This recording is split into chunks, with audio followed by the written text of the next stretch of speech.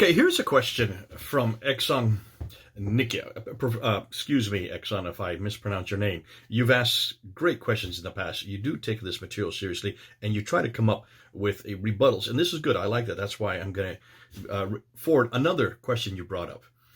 J. Smith, a very important question. How do people know when the mosques have been built? Do they all have some inscriptions on the walls or have documents for it? And then also you asked another question, a secondary one. Why is the mosque in India not included in Dan Gibson's website? Well, let's answer the first one, and we'll get to the second one. So the first one, how and why or how is it we know the dates for these mosques? Now remember, mosques are important buildings for any town, for any city. It's the mosque many times become the center of that city. And so that's why they were taken very seriously. And because of the fact that they would be written up about. There would be things in people's letters about it, or their annals. There would be government documents that would refer to these mosques and when they were built, and they would be the pride of that town or that city. But also in the mosques or on the walls of the mosque, many times there are inscriptions. I think of the one of the Dome of the Rock. Look at the Dome of the Rock. Here's a picture of it. And when you look at the Dome of the Rock, you will see that there is an inscription, which is fascinating because it was written supposedly it was written by Abdul Malik to talk about himself, because you put an inscription there to name who is the builder. What's interesting, his name's not on it today. The name that's on it is the Caliph Al-Mamun. Al-Mamun was the caliph from up until 833 when he died. And so in the 9th century, around, I think it's 815 to 833, it was he that actually put his name on the Dome of the Rock because he had done some repairs on it. And so he put his name there it's scratched out of the Malik. And you can see it was very crudely done. And that's why today they know that it should be really Abdul Malik's name. But that's why it's important that and that's why we do know with the dates. So we're not uncertain of the dates. And if they are uncertain, then Dan says so.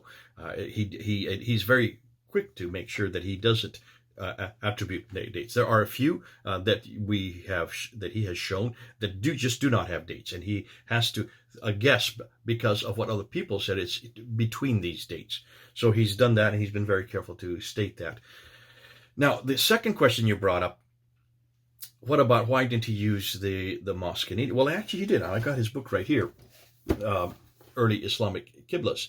And when you look at page number 22, there it is right there. There is the mosque in India, the Cherman Mosque in what is today Kerala. So he did put it there. I'm not sure what you mean, why he didn't put it in. You can see a picture of it down here. And so it's on the picture there. It's in the book. It's on page 22 if you have any doubt. Get back to me if maybe I misinterpret what your question is. So it's important that we do look and we do certainly that we ask these questions. Thanks, Exxon, for doing so. I hope I've answered them. But it's also make sure that we do get the right dates. That's why some of these are impossible to date. You just have to go on what other people have said and just put it up as speculation. But other of them are very clear. These are the dates. These have been the traditional dates. These are the dates like the Dome of the Rock that I mentioned that are well documented. There's lots of reference to the fact that it was finished around 691 to 692. And then Mamun, Caliph Al-Mamun, then repaired it. But then remember, the Dome of the Rock has been destroyed and repaired 11 times. And I think the current Dome of the Rock that we have today is the date is 1876. So a little over 100 years ago.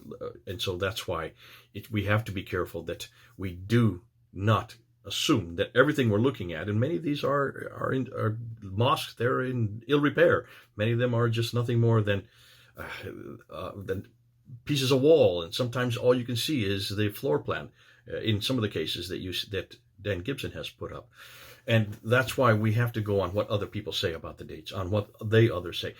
Are they always true? No, but if there is a contradiction between different dates, then you know that there's a problem. But when you have many different sources referring to this mosque built at this place at this time, then you have to assume that it is true. Okay? Thanks for the question. Keep it coming. This is Jay.